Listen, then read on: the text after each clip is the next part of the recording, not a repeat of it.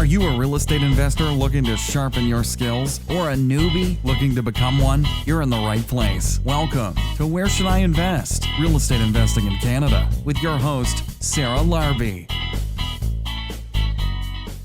Hey everybody, welcome back. It is Sarah Larbi and welcome to another weekly episode of Where Should I Invest? Today we have an amazing guest and we've got some really great things happening.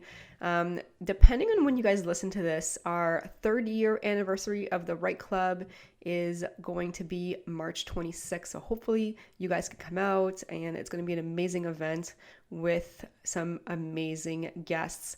And if you haven't been out to the Right Club, feel free to message me, sarah@sarahlarbi.com. Let me know it's your first time and I will give you a complimentary ticket to attend in Burlington. And for those of you that are not in the Burlington area, you can always reach out to me and ask me whatever questions you might have about real estate investing. Just keep in mind, it might take me like 7 to 10 days to get back, just because I do get a lot of emails, but I do want to get back to everyone that takes some time to write me an email or Instagram.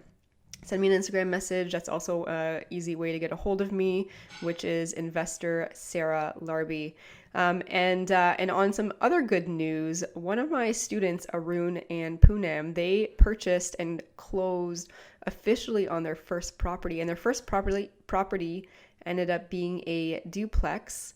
And their first property ended up being a 5-plex.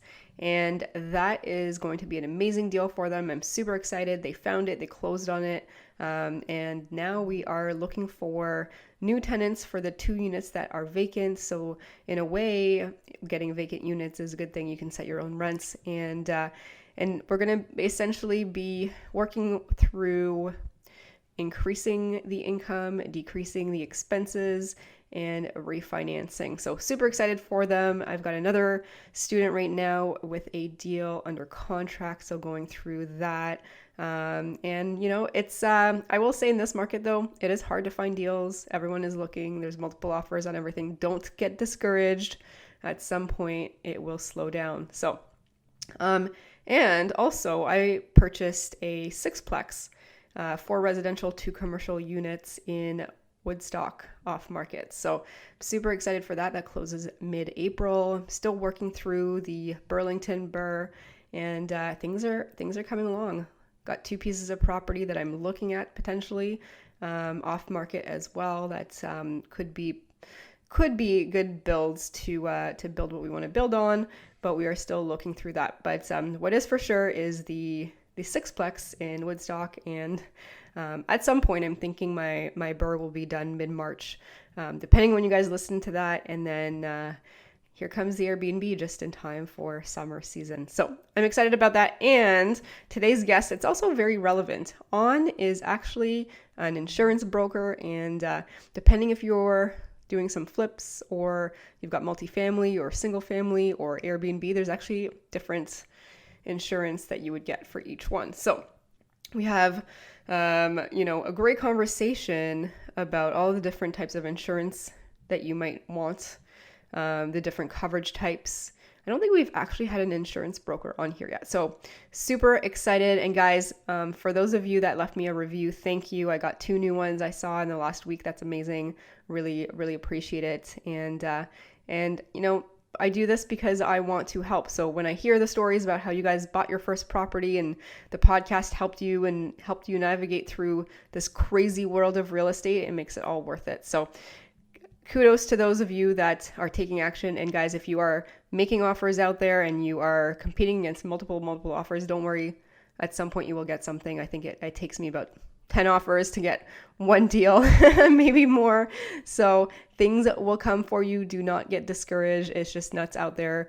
There's such low supply and high demand in certain price points, which a lot of the investors are looking at. But I would say if you have not gotten on a wholesaler's list, there's a few good ones. Luke Boyron, Ryan De Laurentiis. I think those 2 guys are doing some great things, different companies, of course. And there's a lot of other ones. If you're a wholesaler, by the way, send me an email so I can share your contact information potentially as well with you guys, with the listeners, because off-market opportunities and good deals It's not always just on MLS. You can find them through other avenues. So, wholesalers out there, thank you for all the hard work, the marketing that you're doing, the negotiating that you're doing, and keep bringing us some off-market deals. On that note, Ryan De Laurentiis, thank you from DCI Properties for securing the sixplex that we just bought off you. We really appreciate it. So, on that note, guys, hope you enjoy the podcast. Hi, Aun. Welcome to the show. How are you? I'm good. Thanks so much for having me, Sarah. Yeah, I'm super excited to have you. You are the first insurance broker on the podcast, and really excited to have lots of conversations around that topic today. Oh, yes. It's quite the controversial topic for most investors. I know. So first and foremost, give us a little bit about your background and how you got started into this business. So I studied my background was in paralegal studies. So I ended up graduating, and the market at that time was back in 2011. They were saying that, you should kind of open up your own firm. And I was fresh out of college. I'm like, I don't think I'm at the age at 21 to be able to give legal advice to people. So I started trying to find a job, wasn't successful with it. So someone said, jump into insurance. And, almost 8 years later, lo and behold, I jumped from company to company and became an underwriter for insurance companies. And after that, I said, you know what, being a broker seems like more down my alley. And here we are 4 years later. Good. So I know you dabbled a little bit into investing. We're not going to talk about that today because I have a lot of questions around insurance. But why should somebody deal with an insurance broker specifically? Great question. I think that, there's a common misconception in the community where people think that an agent and broker are used synonymously. But the big difference between them is that an agent represents the company, a broker represents you. And an agent can only represent a company and their specific products, while a broker represents you and has access to multiple markets. So you end up getting a bit more customized advice. You get customized solutions and multiple solutions. Okay, awesome. So obviously this is an investor specific show, and I know you deal with a lot of investors already. What are some of the things that we need to know when it comes to insurance? Like, it's obviously not the same as having a primary residence. Let's talk about that. Can you share some of those insights? So yeah, great question. So investors often this has happened quite often, unfortunately, where investors believe that they can get the regular home insurance on their rental properties. And the issue with that is that part of the insurance company's rating, the way they charge their premium, is based on how the place is occupied. If it's rented out, it's technically considered a business. It's an income producing property, which is not as a primary residence. So it has a different occupancy rating, and premiums are charged differently for it. If an insurance company, if you rated it, if you told your insurance company, no, this is my personal home, and you've had it rented out, you've had it using it as a student rental or whatever the case might be, and if there's a loss, the adjuster can come out and take a look at this place and go, you don't live here. And they can claim that as misrepresentation and deny your claim. Yeah, absolutely. And I think that's one of the things that we talked about in the past. Is I was mentioning when I was speaking at Gary Hibbert's event about how you need specific insurance when you're doing renovations or when the property is vacant, and it costs so much more. And there were a few questions about, why would you not just use regular insurance, and why would you not use regular insurance on? So at those times, many of our investors, and you'd attest to this, is that they often grab, they usually run down properties, and they plan to do the BRRRR strategy, buy, refi, renovate. I forgot the term is buy, renovate, rent, refinance, repeat. There you go. So the renovate part on it, part of it is when they go in, renovate the whole building, add value to it, and then refinance and get the cash out. During the time when the renovations are taking place, your standard insurance policy would not jump in and cover it. First, when there's work going on and nobody's living there, you need something called a builder's risk policy, which is also known as a course of construction policy, because your standard home insurance policy has clauses in there saying that we don't cover when there's renovations going on. So if you've gone in, or you're doing work at the property, sometimes takes a couple of weeks, couple months, and it's not rented out, you technically have no coverage on the property. Yeah, absolutely. I mean, I think for mine it was like $1,400 for 3 months, and it had to be paid all up front. But you know what? I would rather pay that and have peace of mind than should something happen and then I have to pay thousands and thousands just, Yeah. because of a much bigger problem. Most investors, savvy investors, will tell you that insurance is a necessary expense, but it's a taxable write-off, and they should talk to their accountant about, if they can write, what percentage they can write off and stuff like that. But like you said, to save $1,400, $1,500, if they're going to put their $300,000 property on the line for it,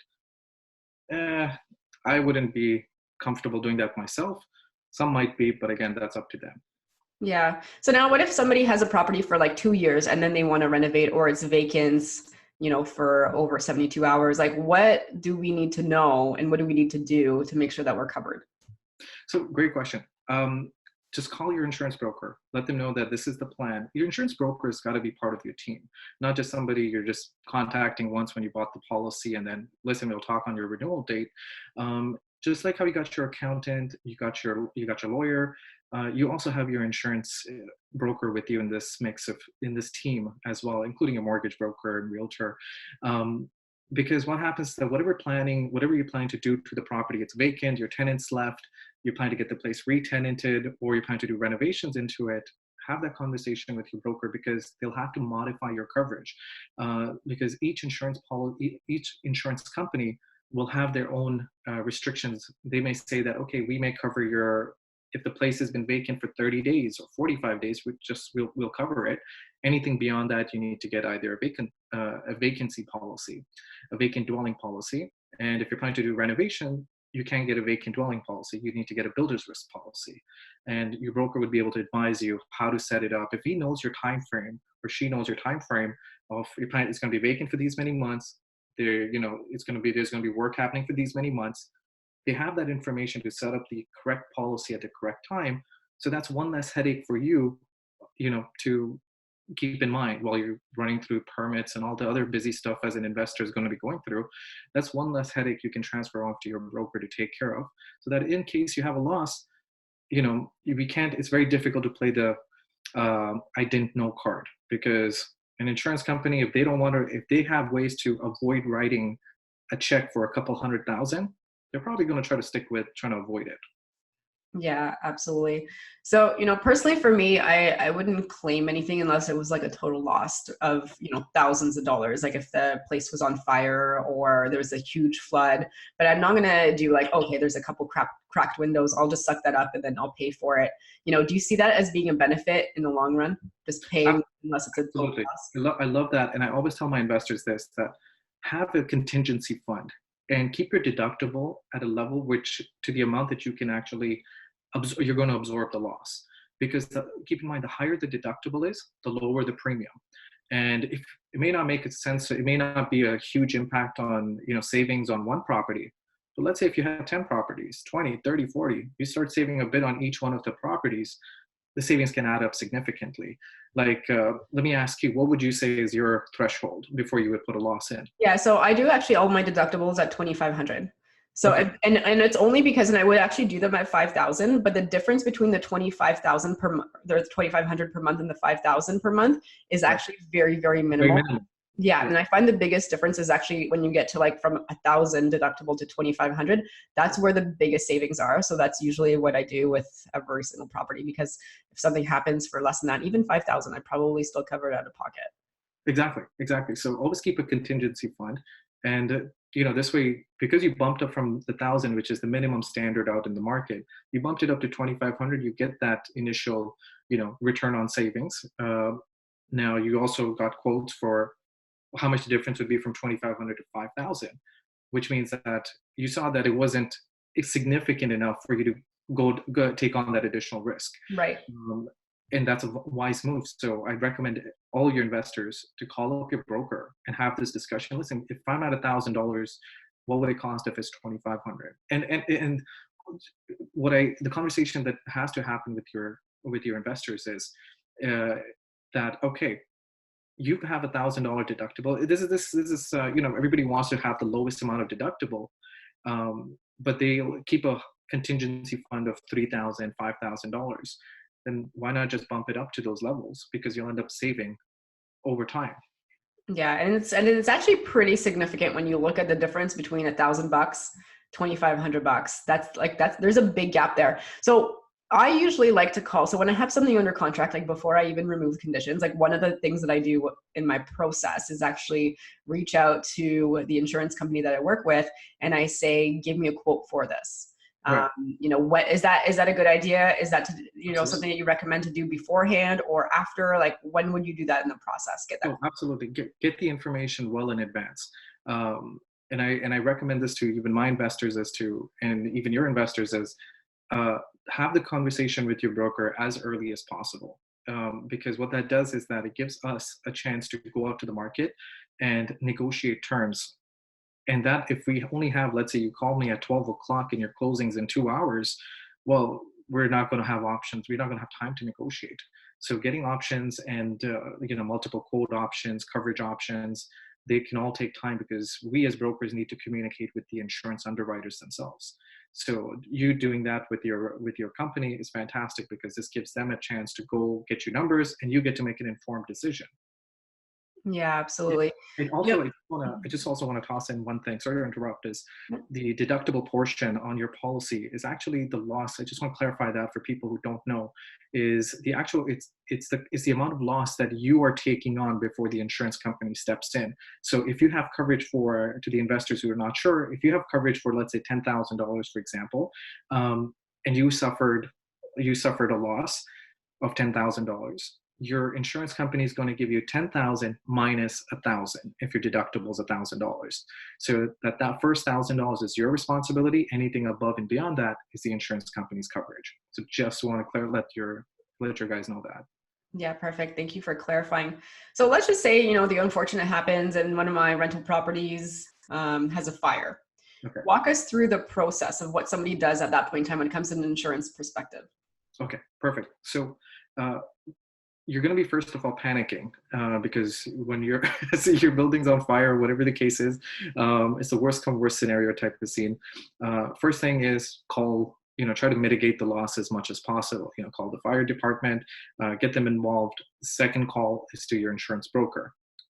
Talk to them and see if it makes sense to put a claim through. Because sometimes one of my clients, they had a claim.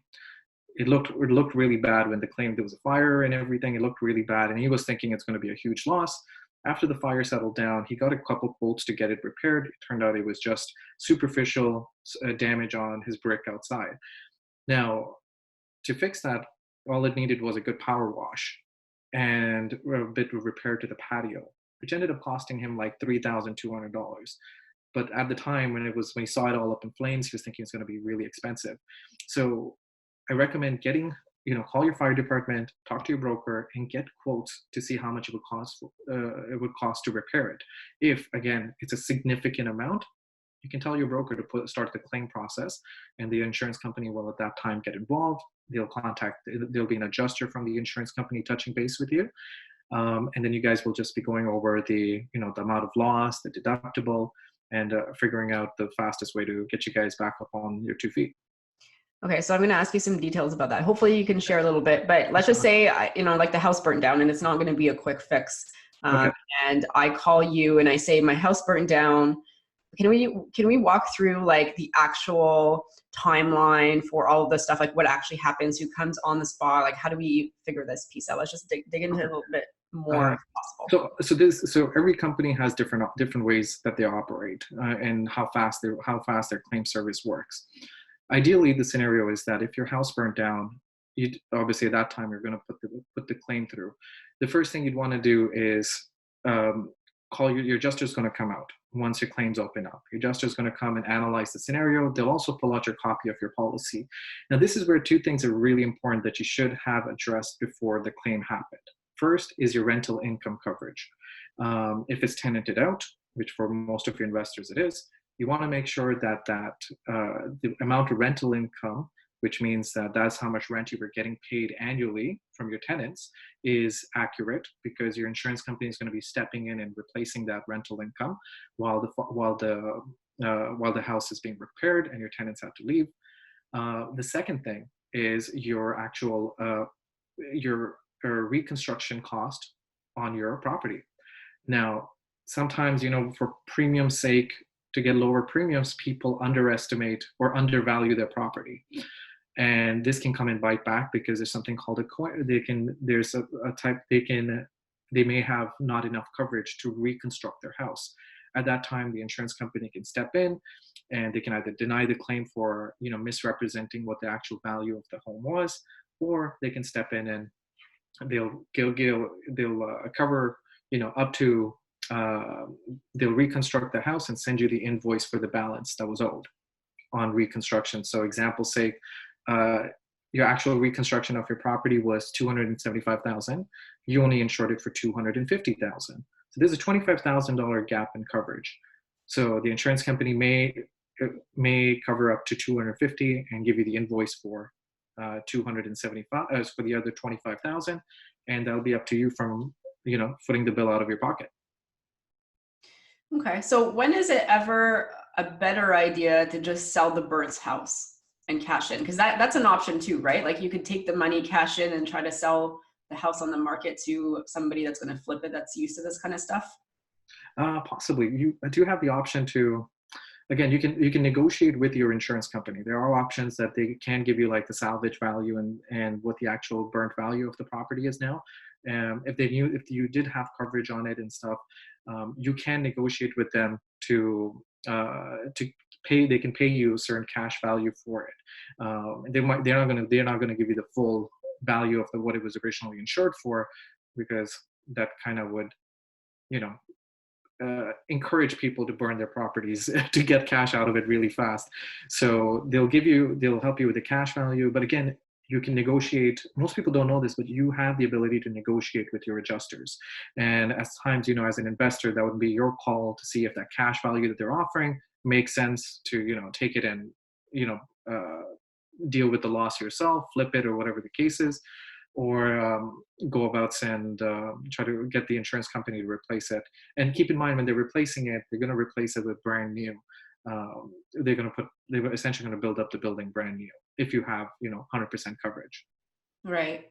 Yeah, because I have heard of some people doing that, just taking the cash and then selling it. And then, like you said, like you don't want people to burn. And I'm sure if they, they get investigated, they're obviously going to be in a lot more trouble. But you do that.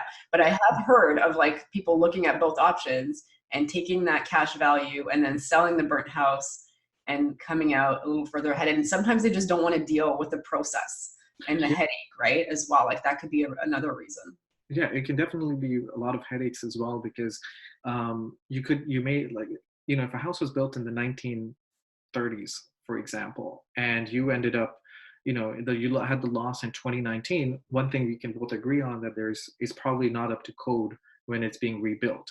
And the bylaws bylaws have changed. You can't have certain insulation. You can't have these kind of drywalls.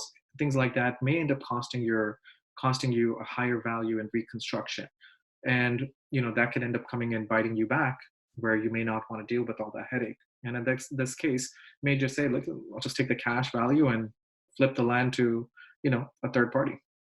Yeah, absolutely. So I obviously asked my tenants to get tenant insurance, and it's like peanuts. It's like maybe $25 a month or something, because if something did happen, their stuff is not covered. What's your take on that? And also, does that also include if they accidentally set the house on fire? Like, would the insurance company go to them first if they, I don't know, smoked in the house, lit a candle, like they were the culprit of it?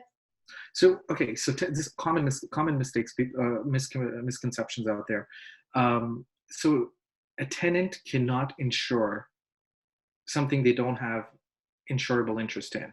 So oftentimes landlords have this assumption that, my tenant has insurance. They have a $1 million insurance, and that covers the building. That's incorrect. That's not what that $1 million is right. for.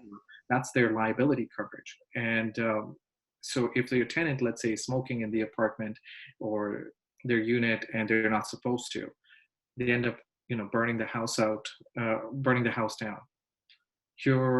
Their contents, their belongings inside their unit is going to be covered under their tenant's policy, right? the time that the tenant cannot live in that apartment or that unit anymore because of that fire, and they have to relocate to another place, that's covered by the tenant under coverage called additional living expenses. Uh, and now when you go put your claim through, look, my house burnt down, my tenant was smoking, the insurance company will obviously rebuild the house in this case, assuming there's no issues. And then they're going to go and subrogate against the tenant. And they're going to try to recover the amount of, hundreds of thousands of dollars they have to put in to rebuild the house. They're going to go after the tenant. Now, how can you guarantee that a tenant has the financial means to pay the insurance company? Well, you make sure they have insurance. That liability, that $1 or $2 million liability coverage, will actually, if proven guilty in the court of law, or in this case responsible, that 1 million, 2 million will pay out to the your insurance company to recover the damages. So that's really interesting. So then if they did not have that, then what happens? So in this case, they don't have coverage for their belongings. They do not have coverage for, additional for living expenses elsewhere. That's everything on their own. And thirdly, is that when they end up, in this case, if the insurance company cannot subrogate against the tenant, they paid out of it. They don't have any options to recover it. In that case, it's reflective on your premium. So your own premium next year would take a higher jump than it normally would. Yeah. Okay. So then, as an investor and as a landlord, like it's one of the things that I make sure that they do before they move in. But, it also worries me because halfway through, like in 6 months from now, if they stop paying that, there's really not any way for me to know, or is there? So you can actually ask them at any time to provide you with a confirmation of insurance. What that means is that they'll contact their insurance company and they say, listen, my landlord needs a confirmation of insurance, and the insurance company will draft up a document for the date they ask, or a couple days ahead. After, they'll send a document to them that they'll forward it off to you, and they'll show you the date that the insurance company is saying that they have coverage effective of today's date, or that recent date they had put in the inquiry for. I always advise one of the risk management tips I give my clients is that always ask for a renewal of their confirmation of insurance every year. So if they give it to you originally during closing, 6 months later they closed it, but if you make sure that you ask for that confirmation of insurance, the tenant's insurance again on the renewal, they'll know that they're going to have to keep it in force, because they're just going to have to repurchase it again. So that's content insurance plus liability insurance. So if you're a broker though, like, wouldn't it make sense for me to specifically say, please get it through On as an example, so that if it stops being paid, like, would you have visibility on that to let the investor know, or not really? Well, again, you can't, as there is confidentiality between clients. So even if it's a tenant and in the same building, as brokers, we can't disclose if the person stopped paying or whatever the case is. So usually we can't disclose information in that sense. However, the best risk management tool I always tell my landlords like yourself is that, look, when you sign the contract, let the tenant know that every year you'll be required to provide a confirmation of insurance. And at that stage, you've set the tone that, look, if 3 months later, if I cancel it, I'll pay a penalty to the insurance company, and then have to repurchase it in 9 months. So might as well just keep it. It's cheap. It's like $30, whatever, $30 a month. Yeah, that's a great point. And then just letting them know ahead of time that you're going to be checking every year, I think keeps them active. Exactly. So, okay, here's another question. So personally for me, I like to hardwire my carbon and fire in every single house. Like, as I purchase something and I close on it before the tenants move in, I have my electrician go and do that, just because for me, it's a little bit more peace of mind. Right.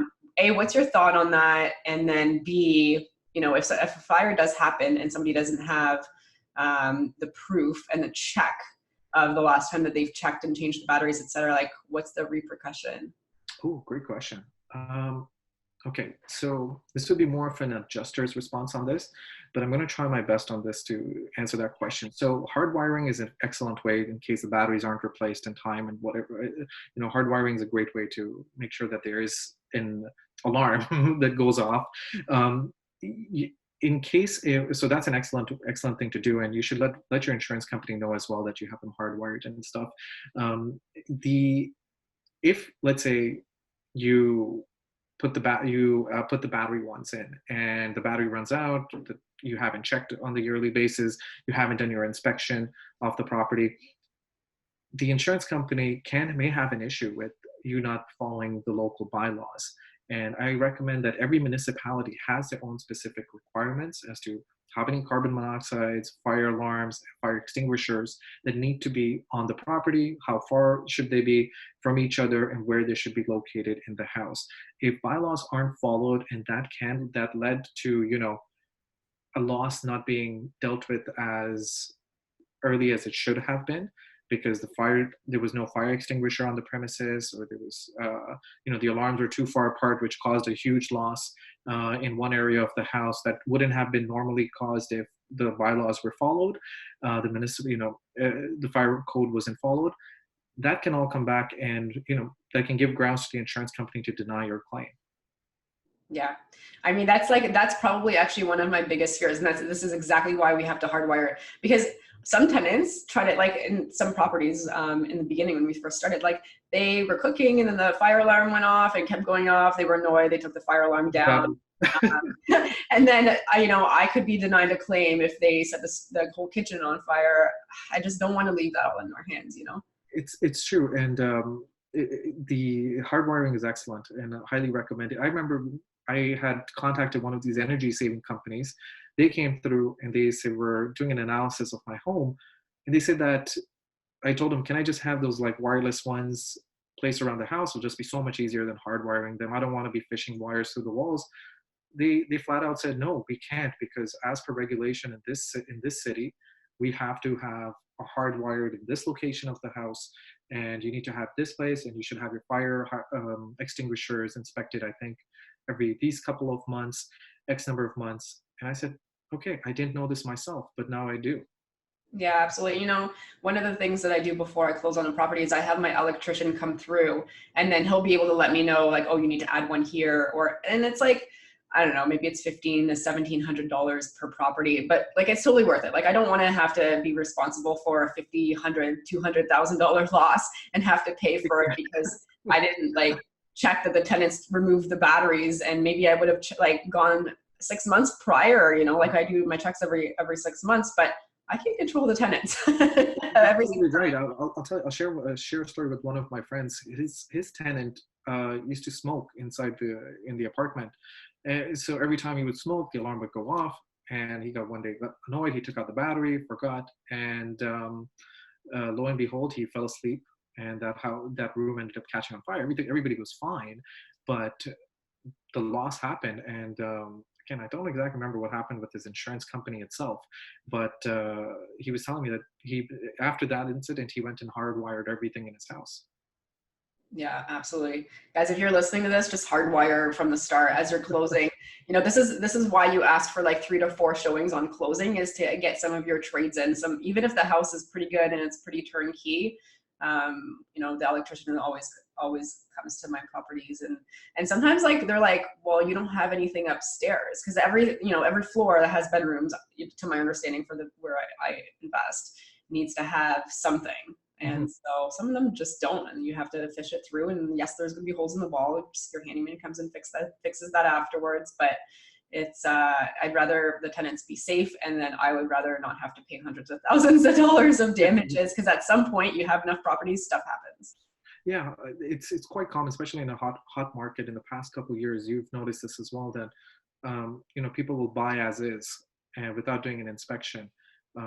That's fine at that time, but do make sure to get an inspection after you've closed on the property, before you start your renovations and stuff, because safety, caution is better than cure. Yeah, absolutely. Now, the other thing is, once in a while, the insurance brokers come to the properties and then they view things. And, if they have an issue, the other piece I would say is, even though you've got, no conditions on a property, if the insurance comes, from my understanding, and correct me if I'm wrong, they can deny the insurance based on whatever, or they make you fix it within a certain amount of time, like if it's a really bad property. And the issue I have is that if you can't get insurance, you can't get a mortgage, because the mortgage will ask for the insurance before they issue the loan. So can we talk about that? What are your thoughts? So you're saying that the insurance company steps in, and your insurance broker comes to inspect the property, and the insurance company rejects it because it didn't. For whatever reason, maybe there's kind of knob and tube. Let's just say knob and tube. So what if they uncover that? Oh, knob and tube, the good old wiring. So it's true. The insurance at that time, if one insurance company has declined it, there are other insurance. Knob and tube is a very funny one because there aren't a lot of insurance companies that can do it, but the ones who can do it, they do charge quite a significant amount. So you can always work around things where you can come up with creative ways where you can talk. Your broker should be able to talk to the insurance company and let them know that, if you're planning to get rid of the knob and tube once you take possession, you're going to be doing reno and upgrading the amps and putting it back to 100 or 200 amps and replacing the wiring in the house. If those things are communicated to the insurance company, they can make an exception to. They can give you a certain time frame that make sure it's done within this time frame, or there's no coverage.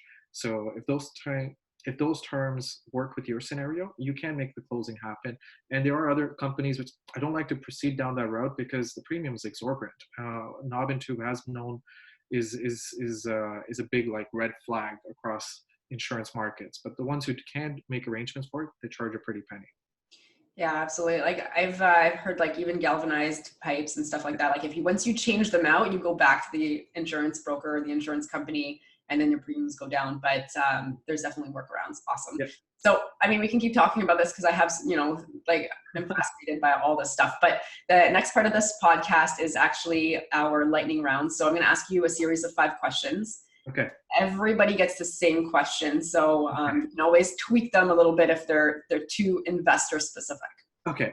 I've listened to your podcast all the time, and every time I hear this, I'm like, oh yeah, I'm going to answer it this way. I'm going to answer it this way.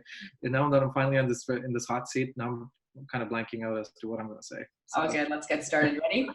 All right, ready. Number 1, what is your favorite real estate investing book ever? Oh, actually, here. Fix and Flip by Ian Szabo. And Mark Loeffler. I think so. Awesome. Yes. Okay. Very cool. Number 2, what is your favorite podcast? Ooh, yours. Okay. So what, other than mine? Okay. Okay. I'm really enjoying Joe Rogan's podcast. Nice. Yeah, that's a good one. Number 3, what's your favorite pastime? What do you do aside from real estate, AKA insurance, and your work? Okay. I like hitting the gym and cooking. So those are my 2 things that I kind of enjoy. Very good. What do you like to make when you cook? Okay, this is a tricky one. I'm on the novice stage, so just trying out a bunch of fried chicken and things of that nature. Awesome. Cool. Number 4, if you lost all your money and your assets tomorrow, how would you start again? Start doing the basics like cold calling and door knocking. Okay. All right. And last question, if somebody has $50,000 and they want to get started potentially as an investor, how would they spend it in your opinion? Ooh, okay. So I've been hearing a lot of news about private mortgages, and they seem to be quite a good ROI initially, especially if you're trying to build up that initial capital for property investment. I would put it there, or I would invest it in myself to develop the skills I need. Okay, awesome. So where can listeners find you if they wanted to reach out and know more about you? You can actually reach out to me on my personal contact site, theinsurers.ca. That would be, you can get my email and my number off that site, or you can search me on Facebook as Aun Japanwala, or Google me and you'll find me there as well. Okay, now how do you spell your name? Because it's quite unique. Okay, so Aun is A-U-N, and last name is Japanwala, which is Japan as in the country, W-A-L-A. Perfect. And any final last words of advice? Real estate is the way to go. Perfect. Awesome. That's it. That's a good mic drop. Real estate is the way to go. On that note, Aun, thank you for being on the show and providing all your valuable insights. Appreciate it. Thanks so much for listening to Where Should I Invest with your host, Sarah Larbi. Make sure to listen in next time. We'll catch you on the next episode of Where Should I Invest?